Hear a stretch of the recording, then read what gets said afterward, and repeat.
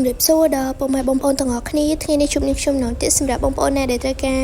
បូ view នៅក្នុង live Facebook បងប្អូនដែល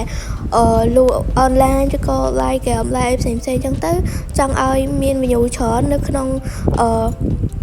live អាចមើលវីដេអូនេះពីដើមដល់ចប់បានហើយឧទាហរណ៍ថានាងខ្ញុំយក live នេះយកមកបូចឹងនាងខ្ញុំគ្រាន់តែ copy link នៅក្នុង live នឹងមកហើយរបៀប copy link គឺអត់មានអីពិបាកទេយើងគ្រាន់តែចូលទៅក្នុងការ live នឹងមក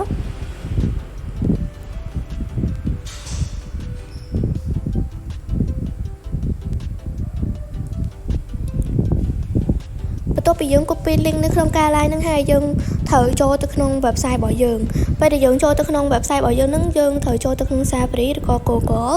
ហើយ search ពាក្យថាសបាយ SMM ចំពោះពាក្យសបាយ SMM នេះផងដែរគឺបងប្អូនត្រូវ search ឲ្យពេញថាពាក្យសបាយ SMM.com ដើម្បីឃើញ website យើងដែលនៅខាងលើគេនឹងតែមួយឯងព្រោះបើសិនជាយើង search អត់អស់ចឹងទៅអាចនឹងឃើញ website ផ្សេងនៅលើនឹងដែរវាពិបាកដល់យើងអញ្ចឹងពេលដែលយើង search អស់ទៅយើងឃើញតែ website នឹងមួយនៅខាងលើគេហើយឃើញ logo រូបតុក្កតានឹងយើងចុចនៅលើ website នឹងមកពេលដែលយើងចុចនៅលើ website នឹងហើយគឺយើងបានមកដល់កន្លែងនេះយើងគ្រាន់តែដាក់ username ហើយ password ដើម្បី login ចូលដូចនាងខ្ញុំមាន username របស់នាងខ្ញុំហើយនាងខ្ញុំក៏ដាក់ username របស់នាងខ្ញុំបន្ទាប់មក password នោះគឺជា password email ដែលយើងយកទៅចុចឈ្មោះប្រើប្រាស់ website នោះបងប្អូនឆ្ងល់ទៀតហើយតើរបៀបចុចឈ្មោះប្រើប្រាស់ website ហ្នឹងមិនទៅគឺបងប្អូនទៅមើលនៅវីដេអូមុនដែលនាងខ្ញុំបានផុសពីរបៀបចុចឈ្មោះប្រើប្រាស់ website និងរបៀបដាក់ប្រាក់នៅក្នុងគណនី website បងប្អូនគ្រាន់តែចុចកន្លែង sign up នៅខាងលើនេះពេលដែលយើងចុចកន្លែង sign up ហ្នឹងហើយយើងដាក់ username និង password email យើងយក email មួយដែលថ្មីត្រូវយកមកដើម្បីចូលឈ្មោះប្រើប្រាស់ website ហើយយើងត្រូវចាំ username ហើយនិង password បើបងប្អូនងាយភ្លេចទេអាច screenshot ទុកឬក៏ note ទុកអីក៏បានដែរជាវាថ្ងៃក្រោយជុំភ្លេចទៅពិបាកដល់យើងដដែលទេមិនពិបាកដល់គេទេពេលដែលយើង log in ហើយគឺយើងបានមកដល់កន្លែងប្រើប្រាស់សេវាកម្មនេះនៅក្នុងគណនី website របស់នេះខ្ញុំគឺមានទឹកប្រាក់ចំនួនបន្តិចបន្តួចដែរហើយមកលបងបូសេវាកម្ម ban ហើយបន្ទាប់មកយើងមកមើលកន្លែងសេវាកម្មនៅខាងក្រោមយើងយកសេវាកម្ម Facebook មកបន្ទាប់ពីយើងយកសេវាកម្ម Facebook ហើយយើងអូសមកខាងក្រោមបន្តិចយើងឃើញពាក្យថា category បងប្អូនឃើញពាក្យ category ហើយឃើញ cloud មួយនៅខាងក្រោមហ្នឹងយើងគ្រាន់តែចុចនៅលើ cloud ហ្នឹងមកពេលដែលយើងចុចនៅលើកន្លែងហ្នឹងហើយ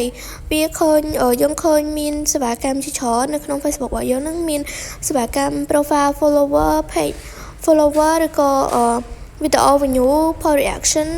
ឬក៏សេវាកម្មផ្សេងៗឯទៀតចឹងទៅប៉ុន្តែវីដេអូយើងនេះគឺ focus ទៅលើFacebook live stream menu អញ្ចឹងយើងយក Facebook live stream menu មកវានៅខាងក្រោមគេពេលដែលយើងអូសឃើញសេវាកម្មហ្នឹងហើយយើងselectយកសេវាកម្មហ្នឹងមកបន្ទាប់មកទៀតយើងមកមើលកន្លែងខាងក្រោមបន្ទាប់ទៀតដែលមានឈ្មោះថា service បងប្អូនចុចនៅលើកន្លែងហ្នឹងសិនមកចាំខ្ញុំប្រាប់តាមតម្លៃវានីមួយពេលដែលយើងចុចមកដល់កន្លែងហ្នឹងហើយបងប្អូនឃើញមានតាមតម្លៃវាមួយគឺមានតម្លៃខុសៗគ្នាគឺមានតម្លៃចាប់ពីតម្លៃថោកជាងគេបំផុតរហូតដល់តម្លៃថ្លៃហើយតម្លៃថោកនោះផងដែរបងប្អូនអាចចាប់ពីតម្លៃ $0.41 ក្នុង 1000 menu